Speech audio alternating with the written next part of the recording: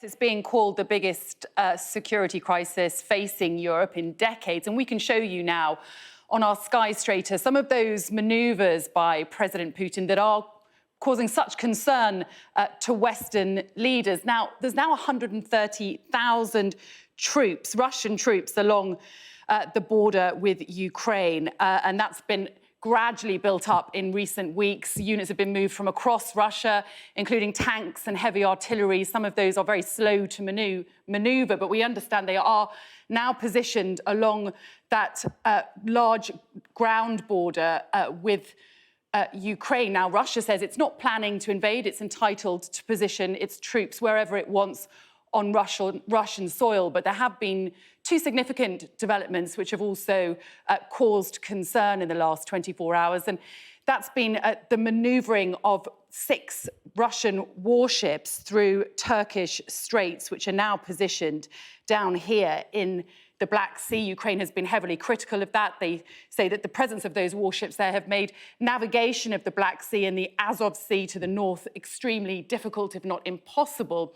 And the other development, which is of concern too, is the build-up of Russian troops in Belarus. Now, there's said to be 30,000 troops up there, and today is day one of a 10-day joint exercise with Belarusian troops. Now, the Secretary General of NATO, Jens Stoltenberg, has said this is the biggest deployment of Russian troops to Belarus since the end of the Cold War. And there is a concern that this exercise, which will now run until the 20th of February, could be a potential rehearsal for an assault on Ukraine. Kiev, the capital, less than 100 miles from the Belarus border. NATO say that they are monitoring the activity in Belarus, and we can show you some of the satellite images that are being used to monitor that activity. Su-25 jets, which have been detected. It's not clear if they're Russian or Belarusian jets, but the Russian Defense Ministry has also released footage from Su-35s they say